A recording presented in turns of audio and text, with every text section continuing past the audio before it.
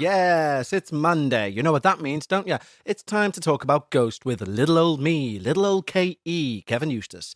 I hope you're all doing fantastically well. We've got a lovely show for you today. We really do. However, newsflash, there is no Bekah on Reddit Corner today.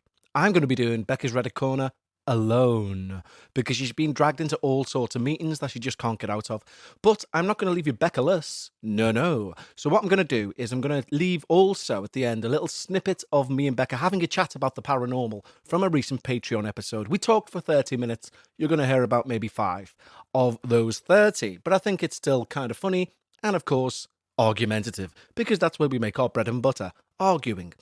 Anyway, I hope, as the podcaster's mantra is, I hope you've all had a fantastic week. You're all doing amazingly well. It's Monday, so let's hope you've had a fantastic week. It's only a day old. Well, not even a day, I guess. Anyway, before we get into the paranormal planderings of today, we need to say thank you to our wonderful, beautiful, and dare I say sexy Patreons who keep the show afloat. Now, when you sign up to Patreon, not only do you get me, yes, me, singing your name as a thank you, you also get access to around, Christ, it must be nearly 200 now, Patreon-only episodes. So if you're stuck there for something to binge, by all means, binge your way through them. You just need to head over to patreon.com/we need to talk about ghosts, just like these wonderful new Patreons have. The guitar is well and truly out, and we have a number of Patreons to say thank you to today. We have Corbin Wong, Alicia Barr, Hannah, Kaylin Thompson, Nancy Wick, Bailey Foley, Emily Concannon, and Carolyn Fillingham. How am I going to get all them in a song? Let's find out. Ooh. Yeah. Emily Concannon, Carolyn Fillingham, Bailey Foley, Hannah and Nancy Wick, Kaylin Thompson, Alicia Barr, not to forget Corbin Wong. And I'm gonna thank you by singing my Patreon song. Ooh, end it on a 7th for that's what we do here on Wintag. Anyway, thank you so much, guys. Don't forget, when you sign up, you get an extra show every week on the paranormal, a little bit tongue-in-cheek, and you also get me rambling once a week, 2 extra shows each and every week. Head over to patreon.com/we need to talk about ghosts. Now let's have a review of something paranormal, eh? Okay, it's time for a paranormal review, where I review so you don't have to. Yes, once again, that doesn't make sense. I know that, but let's crack on like it does. So, today's paranormal review has been a long time coming, actually, and I don't get paid for these reviews, ladies and gentlemen. No, I don't. Boys and girls, children of all ages. Yes, no, I don't. But this review is a long time coming. I have been a fan of this particular item for many a year, and it should be a prized place on your paranormal library each and every month. I am, of course, talking about Fortean Times. It's a magazine. It's a paranormal magazine. It's a UFO magazine. It's not a skeptic, what's the word? Cryptid magazine. And it is quite a skeptical magazine too. However, if you're looking for a very, what's the right word? A very unbiased, intelligent look at the subject of everything what they deem Forteania or Fortenia or Fortean or Fortean, however you want to pronounce it, get the magazine. I know that you can subscribe to the magazine from anywhere in the world. It's like $4.99, might be $5.99 now actually. I should check that out before building it up, Buttercup.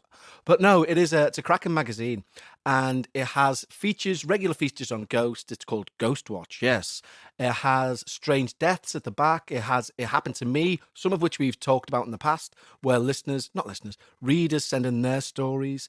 And all round, if you're a lover of all things paranormal, you should be subscribing to Fortean Times. You really should.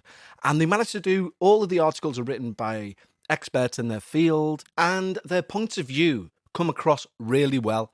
Even if they're saying, no, you need to be very rational, these things don't exist about a particular topic, they managed to do it in a non-condescending and non-patronising and most, Ian from St. Helens now, most importantly, not a smug way. I find smug people dealing with the paranormal very off-putting, do you know what I mean? Anyone's entitled to an opinion or a belief, or even just to listen to a scary story and walk away with whatever you want to believe about it. but you can encounter some smug people who take great delight in basically calling you an idiot. But this magazine doesn't do that. It's a great magazine. They take you by the hand and lead you on a very educated path through the world of the paranormal. So if you don't already, and I'm sure many of you do, but if you don't already, I would suggest subscribing to the magazine. It'll be about maybe 40 quid for the year, and you get it delivered to your door each and every month. I'm not paid for this. Genuinely, on my life, this isn't like I've been paid to make this plug. I genuinely have been purchasing it every month for about 10 years. And it's a worthwhile purchase. Bekah reckons I just buy it to look at the pictures, because when it arrives, I scan through it and put it down and then pick it back up 3 weeks later. But she doesn't see that next pickup. She just sees me scan through, look at the pictures and put it down. So she thinks I'm a proper child when it comes to reading. And I do fall asleep after a few pages of reading because I have the attention span of a very small gnat. But yes, I would suggest this week the review is Fortean Times. Go and buy it. 2 thumbs up, high into the sky. Go check it out. Okay, now if I was a restaurateur, I'd be referring to this part of the show as the main course, because of course, main course, we are going to be looking at your true paranormal experiences that you've sent into the show. My favourite time of the week, yes sir, it is indeed. And also, if I was a restaurateur, you know what I wouldn't do? Put salt from up high like that tit in London. Have you seen him? He charges like $2,000 for a steak, and the reason he charges $2,000 is because he puts a little bit of gold leaf in it, which you can get for 14 quid from Amazon. And then from up high, he bends his elbow in a weird way. It's called Salt Bay. And he drops big chunks of salt on your steak. And because he does that, the tit thinks he can charge £2,000. And annoyingly, there's one that's trying to open in Liverpool. I'll keep this very short, so I stay paranormal. But yeah, somebody posted a picture. I think it was my cousin, actually. Posted a picture that he'd been to this place in Egbert with his fellas doing the little arm thing, little bent arm, and drop some salt from up high and charge you 60 quid for the privilege. So it's Liverpool prices, but yeah, if you see anyone doing that, then put a curse on them so that the arm stays in that weird position. And the only thing in life they can do is drop salt from on high, even in the bathroom.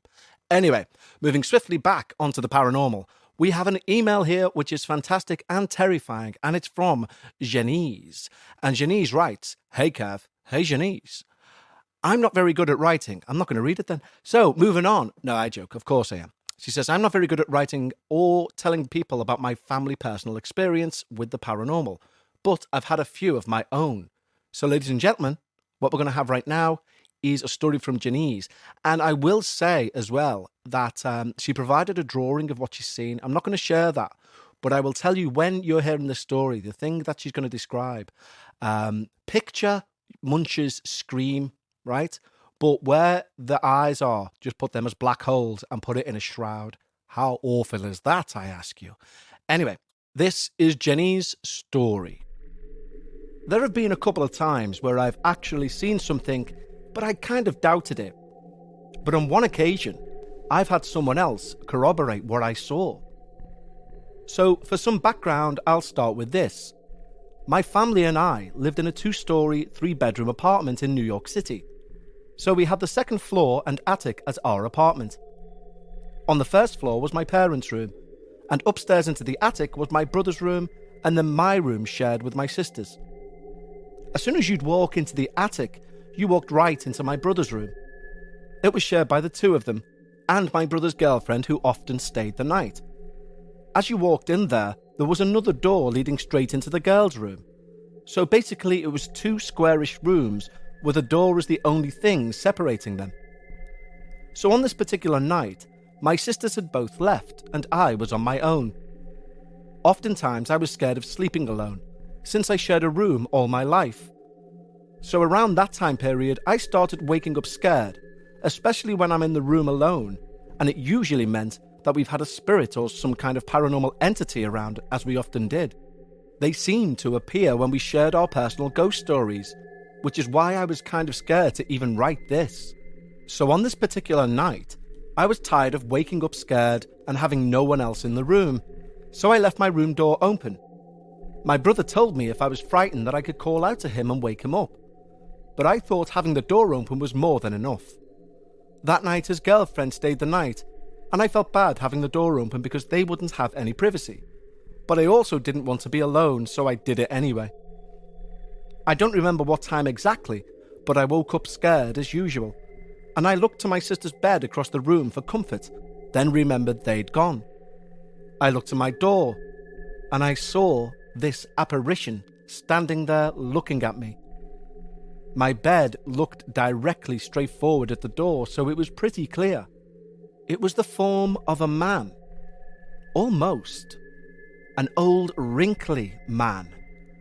His face was caved in a bit, and he wore this robe with a hood.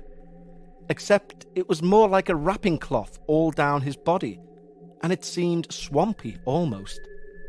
His face was filled with wrinkles, his eyes jet black. The only way I could remember to describe it was hollowed out, along with his mouth just wide open and all black too. He seemed kind of sad in a sense, and just stood there, but I hurriedly shut my eyes trying to fall back asleep. When I recalled it the next day, I wrote it down as maybe my dreams getting mixed into real life, and drew a picture of what I remembered that night. I was explaining to everyone in the house the next day what happened and showed them the picture. When I showed my brother and his girlfriend, she said she'd seen the same thing in my brother's room before then, by the door. Just writing this gives me chills, because now that I think of it, maybe it's watched me several times before, but that's the only time I've seen it.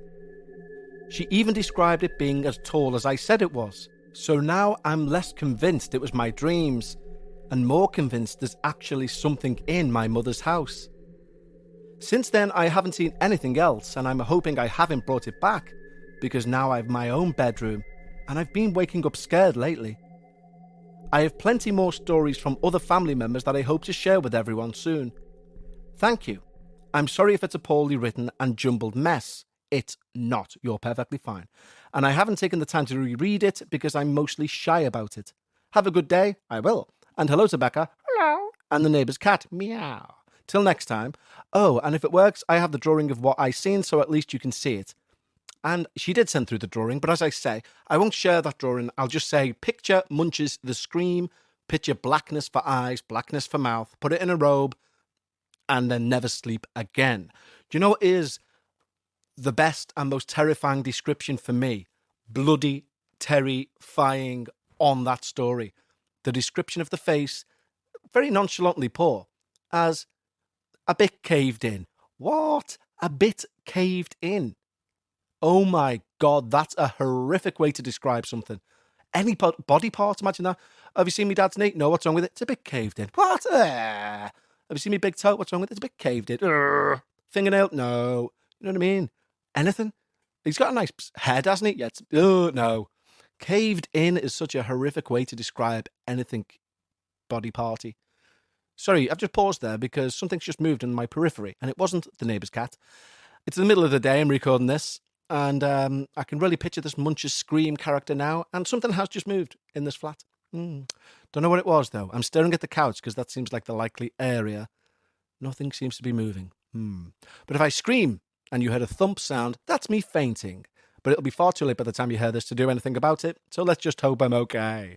Anyway, thank you so much, Ginny's. That is wonderful, sincerely. And you say you've got other stories there, so of course, send them in. And if you're sat on a story, people, as you're listening away there, send it in to contact@talkaboutghosts.com. And what I'll do, you see, is I'll read it out, because that's how the show works. Shall we have some Moa? Yes, we shall. And next we have a story from Patricia. Oh, my mother was called Patricia. Yes, she was. Hello, Kevin. Hello. Hello, Bekah. Hi. And hello in pairs, cat of the neighbouring regions. Meow. Thank you. Oh, it can speak now. Fucking hell, that's evolved. Thank you, Patricia. First, please use only my first name. Patricia. I will. My name alone tells you I'm of a certain age. I can't think of anyone named Patricia who's younger than I. Well, oh no, she says younger than a certain age. Oh, well, as I say, my mum was called Patricia. I think it's a lovely name. She was a Pat, too, yeah. A lot of Patricias go for Trish, or Trisha. But she was a Pat, and she was a proud Pat, yes. Anyway, I've always been interested in the paranormal, having lived in older homes all my life. I took it for granted that my family was only one family in a parade of inhabitants of each home. I grew up and continue to be Roman Catholic, so the concept of an unseen world and the afterlife is normal to me, and I'm of Irish descent. Me too. This is getting eerie, isn't it? Only in the past 2 years did I learn that I'm an empath. I'm not. Finally, I had an explanation for my feeling so different from others, for feeling others' emotions and pain, for my ability to see through people's BS, for quickly reading situations, for sensing disturbances and environments, for generally knowing what people are not saying. Ooh, Patricia, I wouldn't like to keep a secret around you. Empathy and paranormal ability are very close to each other, and I've wondered how much they cross over each other. That's a very interesting point, that, Pat, actually. I will call you Pat from now on. Yes, I will. I have a number of stories to tell you, but I will send you this one first. More later. Well, ladies and gentlemen, let's have Pat's story. My family is unapologetically Irish on both my mother's and father's sides. I always thought I grew up American, but no, I was raised Irish. My roots are firmly placed in the Ulster counties, and I've read that, like you, we might be connected to the O'Neills. But virtually everyone in Ulster is connected to the O'Neills, right?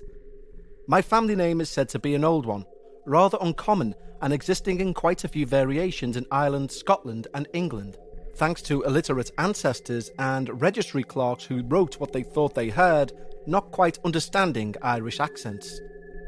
As a child, I would read about Ireland and Irish culture and folklore, but nothing really in depth.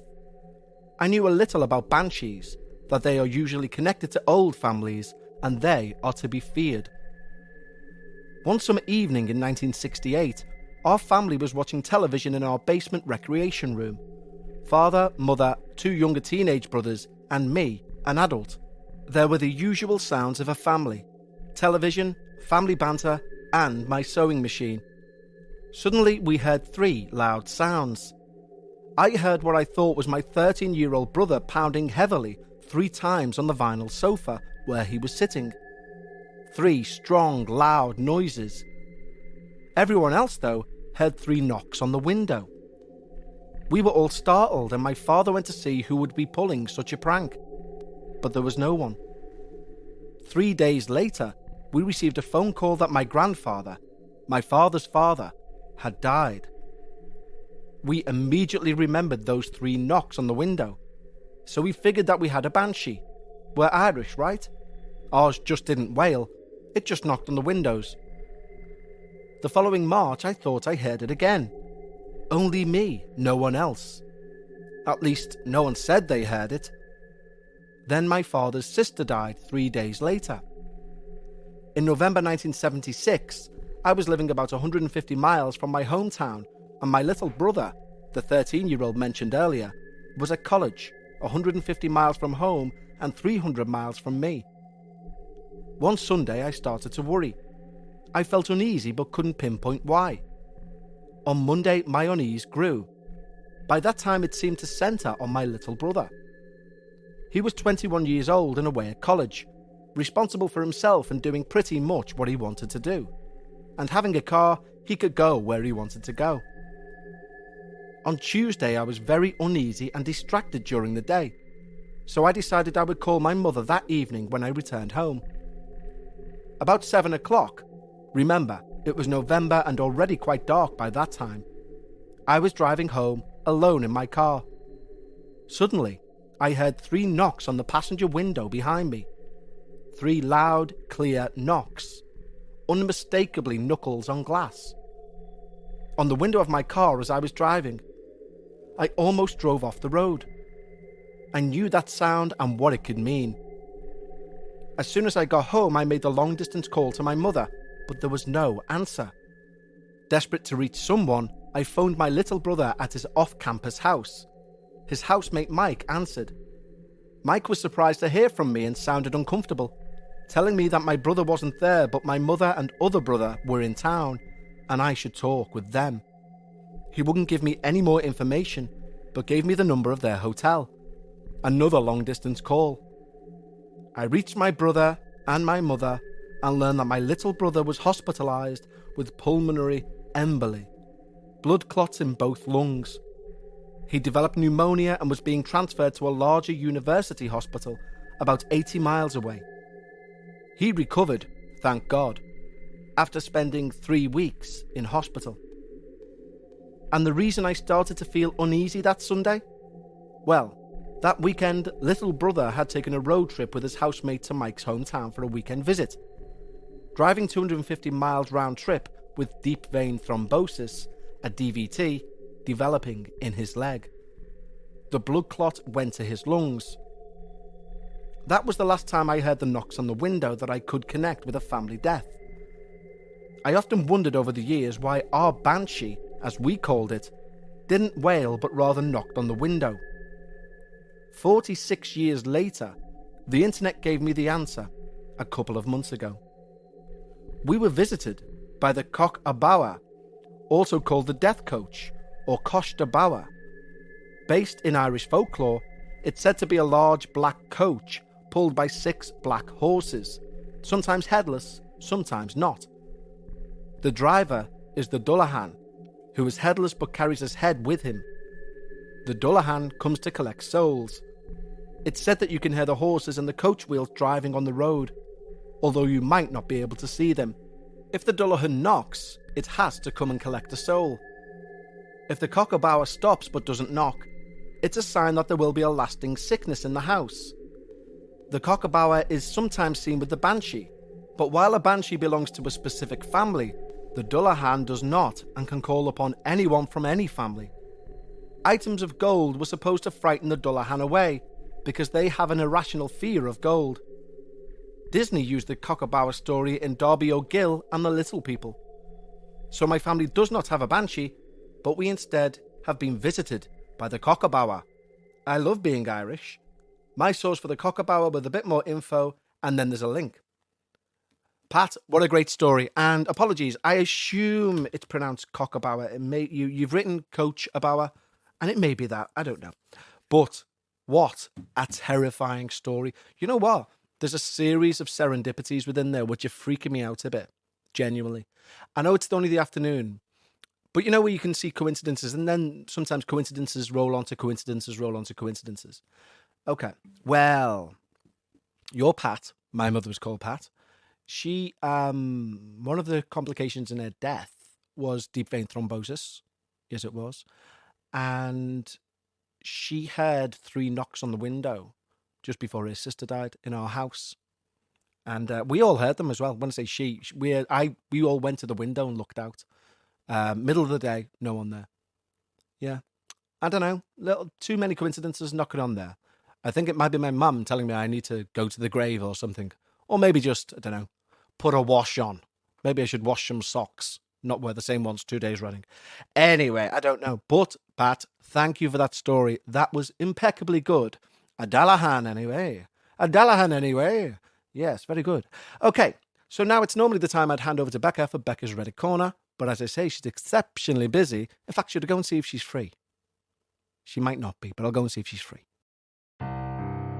Ladies and gentlemen, now it is time for Paranormal Reddit Corner with Bekah. Hey, Bekah isn't here, sadly. She's in the midst of completing this massive project she's been working on, and she's just dead busy. I went down then, I was about to knock, and I could hear her talking very sternly to someone over a Zoom call, and you don't want to be on the end of that receiving call, I tell you. No, you don't, sir.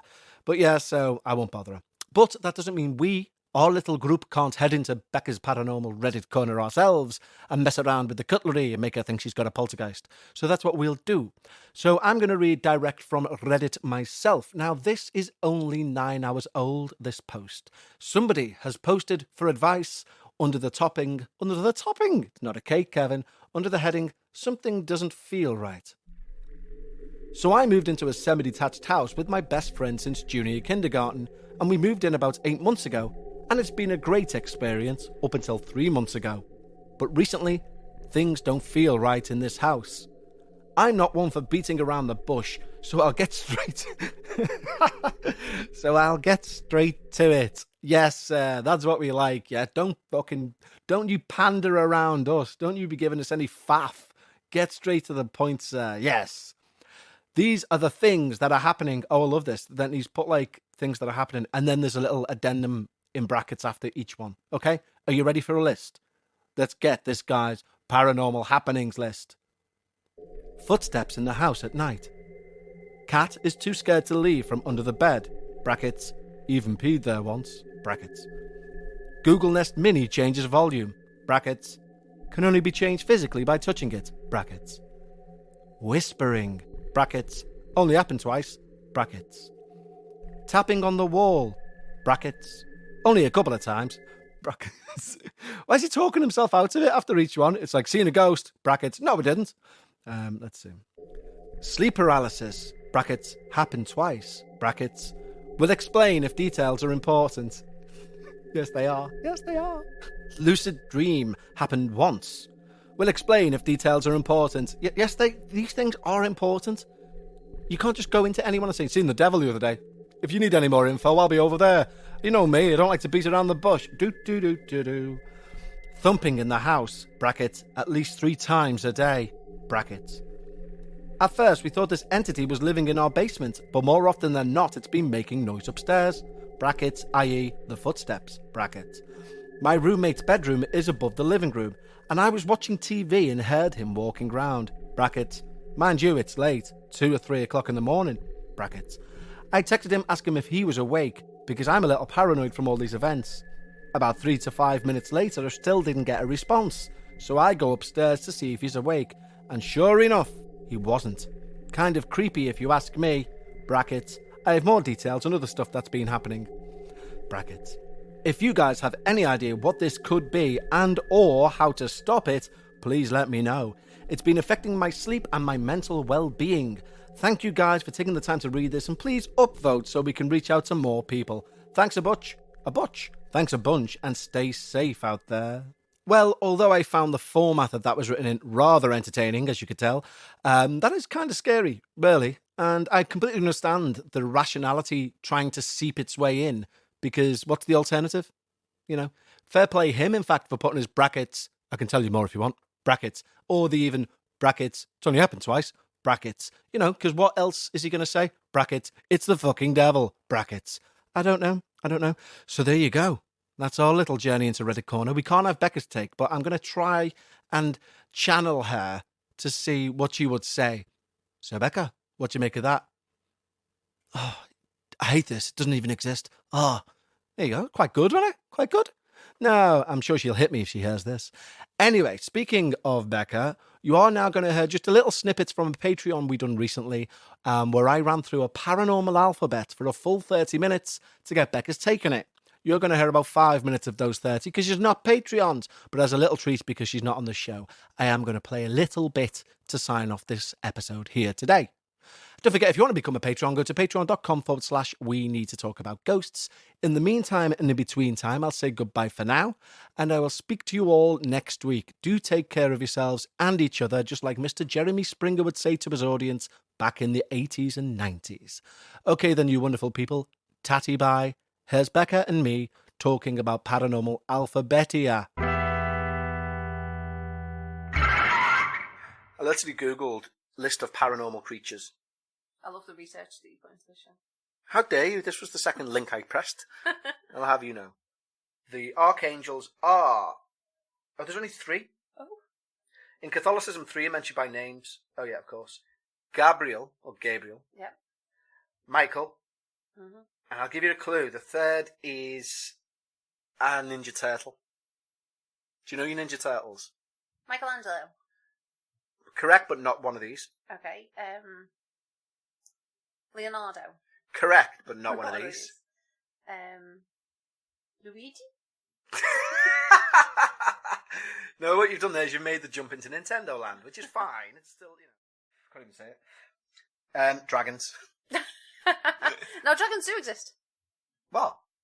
What do you mean, what? Well, no, come on. Like Komodo dragons, you mean? Yeah, bearded dragons and stuff. Okay. And, like, if there's such thing as a flying lizard, then there's a dragon, isn't there? Okay. And I think there's probably such thing as a flying lizard. I'm sure there is. Ergo, dragons are real. Next. Fairies. It's a fairy. Fae folk, like woodland imps, spirits. Like, you know, there's a guy who's got an actual paid job in Ireland of protecting a fairy mound. And he goes out and makes sure they're alright and sort of, like, just leaves some breadcrumbs, I think, and be like, you okay today, fairies? And there's things like, you know, you can't build on fairyland and all Who this. pays him for that? Me. No, you don't. Who pays him for that? I don't know. Tax tourism board, maybe? Or like, yeah, when we went to the Isle of Man. Yeah. Yeah. When we went to the Isle of Man and we got the bus down to the cat sanctuary and we went over the Fairy bridge. Fairy bridge, Yeah. and the bus driver goes, "We're going over the fairy bridge now. Say hello to the fairies." Yeah, it was that. It's that much of a normal thing that the announcement, that usually says like "We are coming into Peel" or whatever. Yeah.